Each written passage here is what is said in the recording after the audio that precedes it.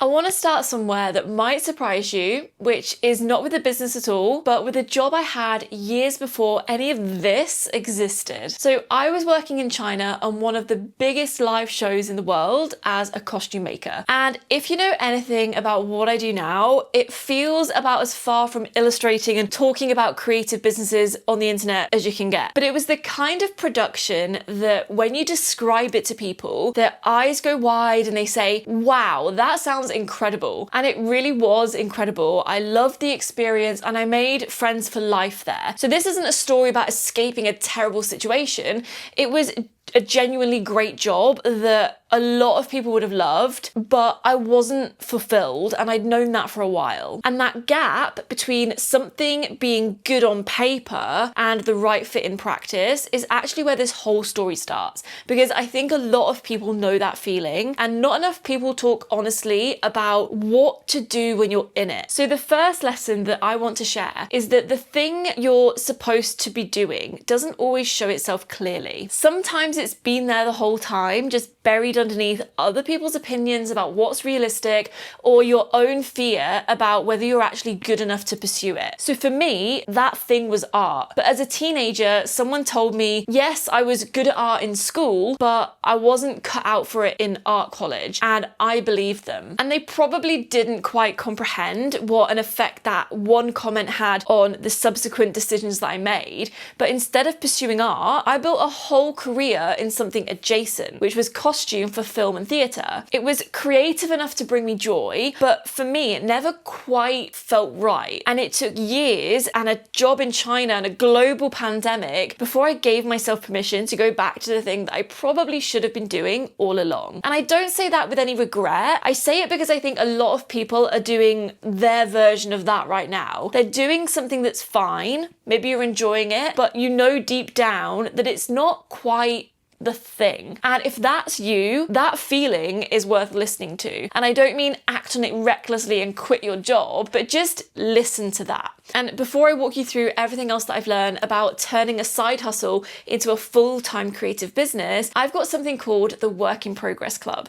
It's a physical letter that lands on your doorstep every month with prompts, challenges, and a focus for the month ahead. So it's for people who are building their business around a very full life and just needing a monthly reset to help them stay focused and keep moving forward. So I'll leave the link in the description, or you can go to thecreativejuiceclub.com/work-in-progress. So the second thing that I've learned is that you don't need a plan to start. You just need to start. So when I was in China and I bought my iPad, I wasn't thinking about building a business. I wasn't researching the market or mapping out a strategy. I just wanted to draw again. And everything else came after that. The channel, the audience, the income, it grew out of one simple decision to just pick the thing back up and see what happened. And I think that matters because I talk to a lot of creatives who are waiting. They're waiting until they know exactly where it's going, or until they feel ready, or until the conditions are right. And I've seen that your path rarely reveals itself until you've already started walking it. So if you're waiting to feel certain before you begin, you might be waiting a long time. What I found is that certainty comes from doing, taking action, learning, and pivoting. The third lesson is that the conditions you build in matter, but they don't have to be perfect. So COVID gave me an unusual window of time that most people don't get. I was stuck in China, stuck in my apartment with months of uninterrupted space to build something from scratch, without a job to go back to or a family demanding my attention yet. And I used that time. But I'm well aware that that's not most people's reality. Most people are building in 20-minute pockets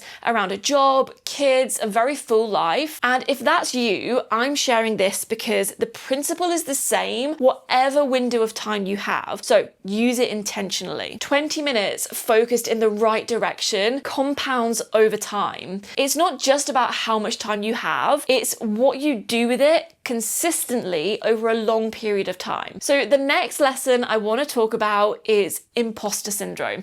and specifically where it actually comes from. Because I don't think it comes from being bad at the thing. I think it almost always comes from having an unconventional path to it.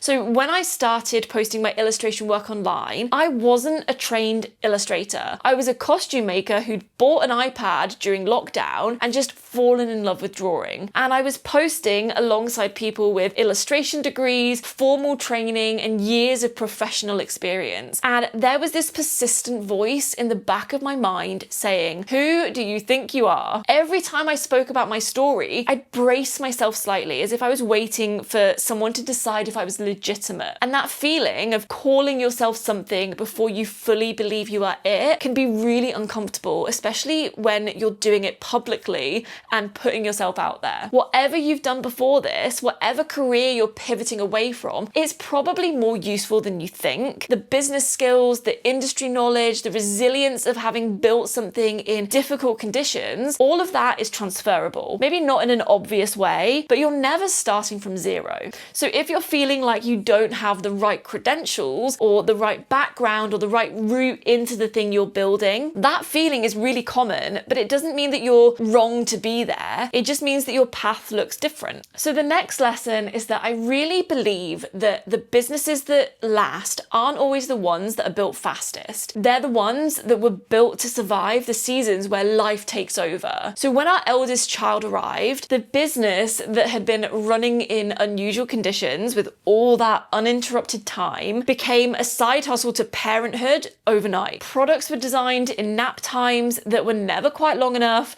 and business decisions were made in states of tiredness that I didn't know were possible before I became a parent. And the thing that kept it alive wasn't hustle, it was the systems that I'd already built. The evergreen YouTube videos bringing people in, the email sequences still running, and the digital products that were still selling. So the business didn't need me at full capacity because I'd built part of it that didn't require that. So the lesson, and this is probably the most actionable thing that I can say in this whole video, is this: build things that can run without you before you need them to, not after. Because when life gets full, and it will get full in whatever way it gets full for you, you want to already have something in place that keeps going even when you can't. The systems you build in good seasons are what carry you through the hard ones. And make sure you subscribe to the channel so that you don't miss an upload about all these systems that I'm talking about. So if you're feeling like you're in the cracks right now, maybe you're building around a baby or a job or your health, the fact that you're still doing it is not a small thing. Those snippets of time working on stuff that actually moves the needle really counts, even when it doesn't feel like it. Lesson 6 is the proof. Something that nobody tells you about building a creative business is that the proof doesn't always arrive in the form you'd recognize. And if you're waiting for the big moment before you let yourself believe that it's working, you might miss all of those small moments that are actually telling you everything you need to know.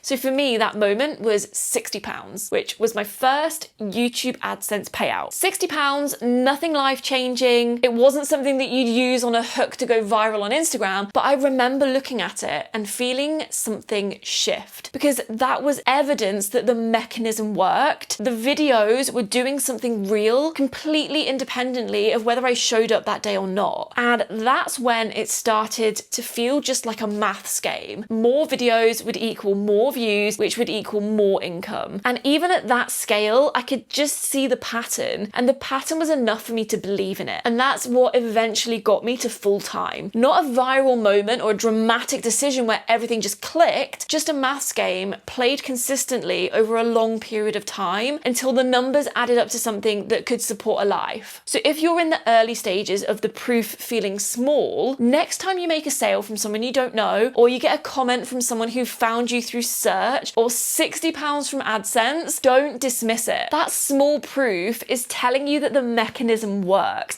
And if the mechanism works, your only job is to keep feeding it. And I don't mean feed it from daily hustle, post.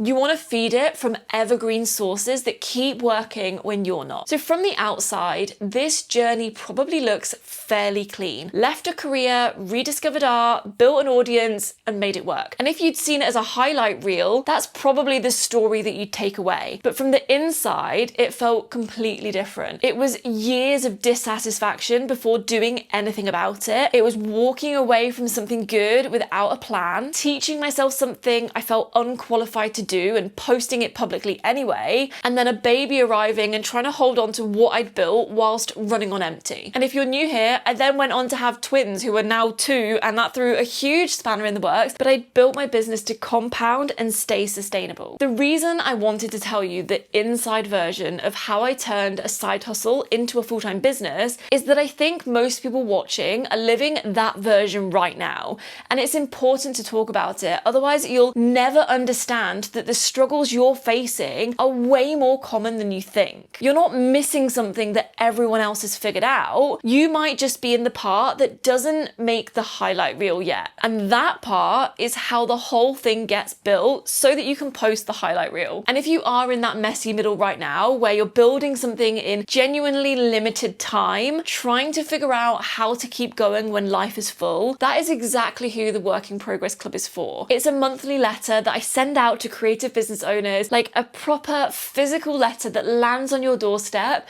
with a reset for the month ahead, actionable prompts to help you work out what actually needs your attention, and challenges to help you keep moving forward, and a few little extras just to make it special. So it's the kind of thing that gives you permission to slow down for a moment, zoom out, and actually reconnect with the business that you're building, which I think is something a lot of us need to focus on more. So the link is in the description. I would love to see you in there. But before you go, I would love to know where you're at in your journey right now. Are you just getting started? Are you building on the side around a job or family? Or have you already made that leap into full time? Just let me know in the comments. I read every single one, and I genuinely love to hear where you're at. And if you want to see the actual systems that I use to keep my creative business organized and moving forward, even in the busiest, most chaotic seasons of life, go watch this video next. It's the organization system that changed how I run my creative business. Just click here to watch.